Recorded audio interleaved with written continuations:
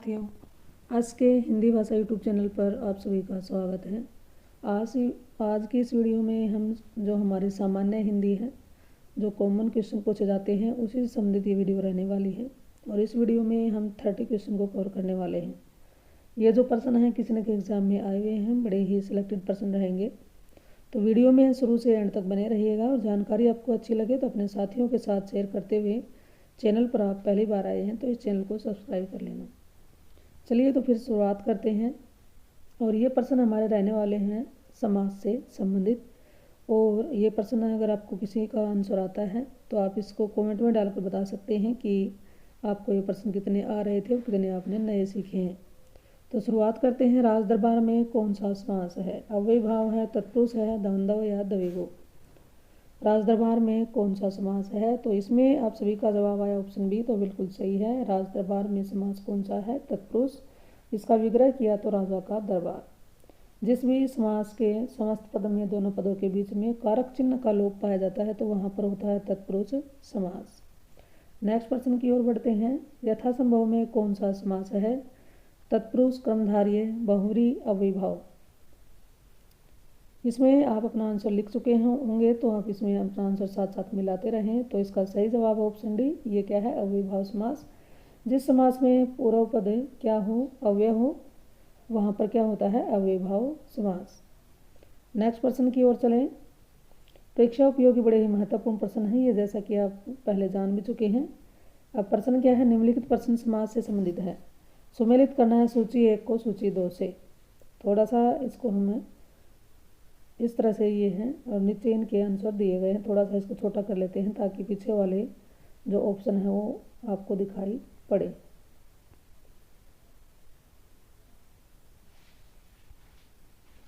तो चलिए, वैसे दिखेगा नहीं, वैसे मिला करके बता देती हूँ। तो इसका चलिए इसको करते हैं। विदेश गमन, आप भी साथ साथ करने की कोशिश करिए। विदेश गमन यानी विदेश को गया हुआ, दोनों पदों के बीच में कारक चिन्ह आया है तो ये क्या हो गया? तत्पुरुष समास। गिरिधर, गिरि को धारण करने वाला कौन है? यानी कि श्री कृष्ण। ये क्या है? बहुव्रीहि समास। देश विदेश, देश और विदेश दोनों पदों की प्रधानता है तो द्वंद्व समास। यथाशीघ्र, पूर्व पद अव्यय है तो ये क्या है? अव्ययभाव समास। तो इसके अनुसार हमारा सही जवाब इसमें है। थोड़ा सा आगे कर लेते हैं। सही जवाब आया है ऑप्शन सी। दूसरा एक यानी कि ऑप्शन सी आप जान चुके होंगे, आंसर देख लिया होगा। नेक्स्ट है, निम्न में से कर्मधारय समास का उदाहरण कौन सा है? कर्मधारय समास का उदाहरण बताना है। प्रिय सखा, ये प्रिय सखा है। कामचोर, आजन्म, सपरिवार। किसमें बताना है? कर्मधारय बताना है। तो जी इसका सही जवाब है प्रिय सखा। सबसे प्रिय जो सखा है, सखा की क्या बताइए विशेषता? विशेषण और विशेषण का संबंध किसमें होता है? कर्मधारय समास में। तो जी इसमें आपका यही जवाब आया है, तो बिल्कुल सही जवाब है प्रिय सखा में कर्मधारय समास है। परमेश्वर में कौन सा समास है? परमेश्वर में समास कौन सा है? तो 2 ऑप्शन नीचे हैं और 2 थोड़े से ऊपर हैं, तो थोड़ा सा इसमें फोकस करते हुए देखिएगा। इसमें ऑप्शन दिए गए हैं। द्वंद्व समास है, कर्मधारय है, अव्ययभाव या तत्पुरुष। परमेश्वर, परम है जो ईश्वर, यानी कि ईश्वर की विशेषता बताई गई है। तो विशेषण विशेषक का संबंध होता है हमारा, इसका सही जवाब है वहाँ होता है कर्मधारय समास। नेक्स्ट प्रश्न की बात करें। प्रश्न है, देशभक्ति में कौन सा समास है? देशभक्ति में कौन सा समास है? तो इसमें आप सभी ने अपना आंसर लिख लिया हो तो आप मिला सकते हैं। इसका सही जवाब है ऑप्शन बी। देश के लिए भक्ति। तो ऑप्शन क्या है इसमें? बी। दोनों पदों के बीच में कारक चिन्ह लुप्त है। पंचवटी में कौन सा समास है? बहुव्रीहि समास है, द्वंद्व समास है, द्विगु समास या तत्पुरुष समास। पंचवटी में कौन सा समास है? 5 वटियों का समूह, पूर्व पद संख्यावाची और समस्त पद समाहार का बोध करा रहा है तो यहाँ पर होगा ऑप्शन सी द्विगु समास। अगर आपका यही जवाब आया है तो इसके लिए आपका बहुत बहुत बधाई हो। इसी प्रकार तैयारी करते रहें और आगे बढ़ते रहें। बैलगाड़ी में समास होगा द्वंद्व, द्विगु, अव्ययभाव, तत्पुरुष। बैलगाड़ी में कौन सा समास होगा? तो आप अपना आंसर लिख चुके होंगे तो मिला सकते हो। बैलों के लिए गाड़ी यानी कि तत्पुरुष समास। ऑप्शन डी इसका सही जवाब है। मुंबई में गगनचुंबी इमारतें बहुत हैं। रेखांकित शब्द यानी कि गगनचुंबी में बताना है कौन सा समास है। ऑप्शन है तत्पुरुष समास है, कर्मधारय है, द्विगु या अव्ययभाव। तो इसमें भी देखिए कहीं ना कहीं यहाँ पर कारक चिन्ह आया है को, तो ये क्या है तत्पुरुष समास। कारक चिन्ह आने वाले जो भी पद होते हैं वहाँ पर तत्पुरुष समास ही होता है। कौन सा अधिकरण तत्पुरुष का समास नहीं है? अधिकरण तत्पुरुष बताना है। पुरुषोत्तम, देशाटन, कुलश्रेष्ठ, धर्मभ्रष्ट। कौन सा अधिकरण तत्पुरुष का भेद नहीं है? तो अधिकरण तत्पुरुष में क्या आना चाहिए बीच में जब विग्रह करते हैं? तो में या पर आना चाहिए। तो देखिए पुरुषों में उत्तम, देश का अटन, कुल में श्रेष्ठ, धर्म से भ्रष्ट। देश में अटनीय विधि का धर्म से भ्रष्ट। इसका सही जवाब क्या है? Option D. इसमें अधिकरण तत्पुरुष समास नहीं है। नेक्स्ट प्रश्न की बात करते हैं। समास के पदों को अलग अलग करने को क्या कहा जाता है? विच्छेद, बदलाव, विग्रह, विभक्ति। तो मुझे आशा है कि इसमें आप सभी का जवाब बिल्कुल सही आपने दिया होगा, ऑप्शन सी। नेक्स्ट है नीलांबर शब्द में कौन सा समास है? तत्पुरुष है, द्वंद्व, अव्ययभाव या कर्मधारय। नीलांबर में कौन सा समास है? इसका विग्रह किया है नीला है जो अंबर, यानी कि यहाँ पर विशेषण विशेषण का संबंध है, तो ये क्या है? ऑप्शन डी कर्मधारय समास है। कृत अकृत का समास है। कृत अकृत दो वर्ड इसमें जुड़े हुए हैं, कृत अकृत। तो इसमें आपका जवाब क्या आया है? इसमें आप सभी का जवाब आया ऑप्शन सी, तो बिल्कुल सही है, कृत और अकृत। नेक्स्ट है वचनामृत समस्त पद का विग्रह क्या होगा? वेरी इंपॉर्टेंट प्रश्न है वचनामृत। अमृत रूपी वचन, वचन और अमृत, अमृत जैसी वाणी, वचन रूपी अमृत, वचना अमृत। तो इसमें आप सभी का जवाब आया ऑप्शन ए, तो बिल्कुल सही है, अमृत रूपी वचन। ये भी कर्मधारय समास है।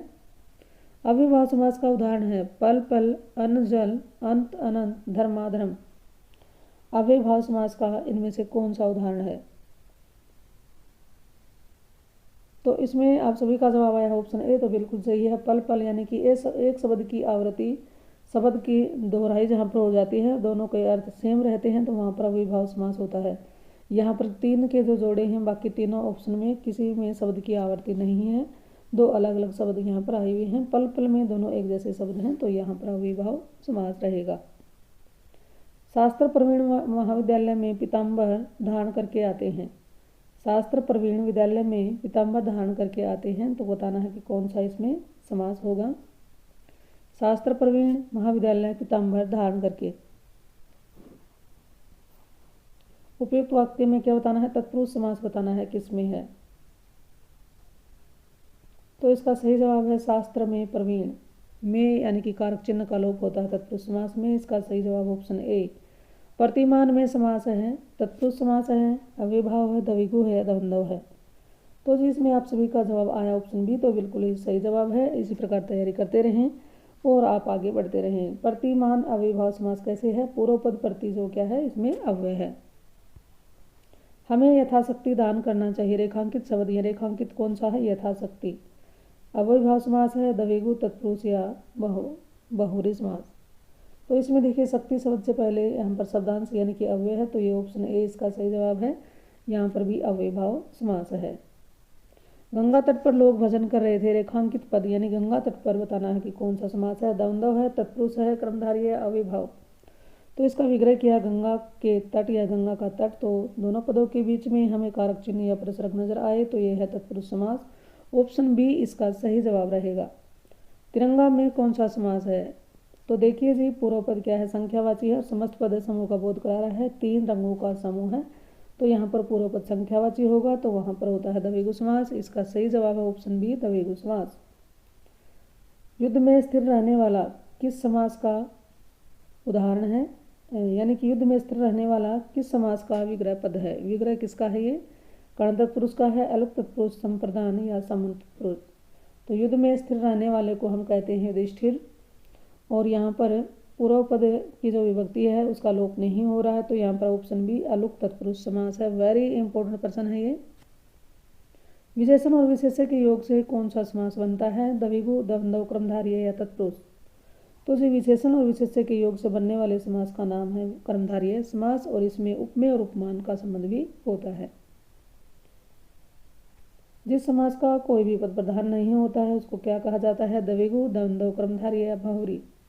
तो जी पूरे हिंदी में एक ही ऐसा समास है जिसमें दोनों पद मिलकर तीसरे की ओर संकेत करते हैं, यानी हम कह सकते हैं कि न पूर्व पद प्रधान है न ही उत्तर, कोई दोनों पद मिलकर तीसरे की ओर संकेत करें, तीसरा पद ही प्रधान होता है, तो जी उस समास का नाम है बहुव्रीहि समास। सरास्र में कौन सा समास है? इसमें दो वर्ड जुड़े हुए हैं, सर और असर, द्वंद्व, द्विगु, अविभाव, तत्पुरुष। तो जी इसका सही जवाब है दोनों पदों की प्रधानता है, तो ये क्या है? इसमें द्वंद्व समास, ऑप्शन ए इसका सही जवाब है। पुजारी भगवान पीताम्बर की पूजा कर रहा है, पीताम्बर में कौन सा समास है? कर्मधारय, बहुव्रीहि, द्विगु या द्वंद्व।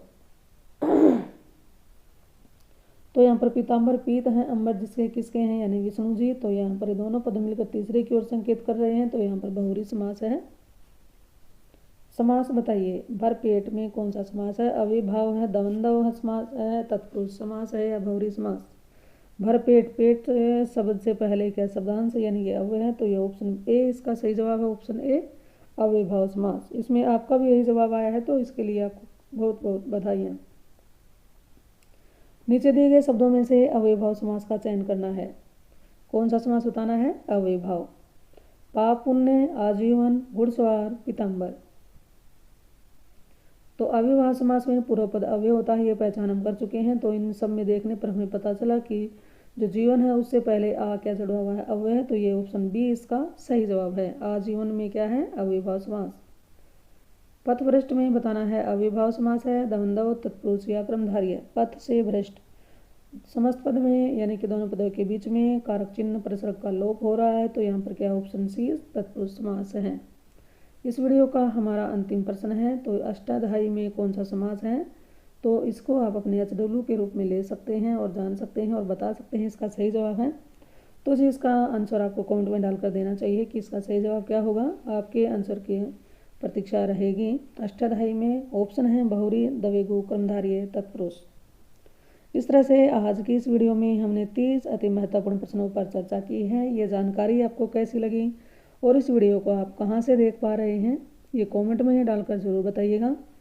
और वीडियो अच्छी लगे तो वीडियो को लाइक करें और अपने साथियों के साथ भी इसको शेयर करें। चैनल पर आप पहली बार आए हैं तो इस चैनल को सब्सक्राइब कर लें ताकि मैं जो भी नई वीडियो डालूं उसकी जानकारी आपको सबसे पहले मिल पाए। चलिए जी फिर मिलते हैं एक और नई वीडियो नई जानकारी के साथ। इस चैनल पर आने के लिए आपका बहुत बहुत धन्यवाद।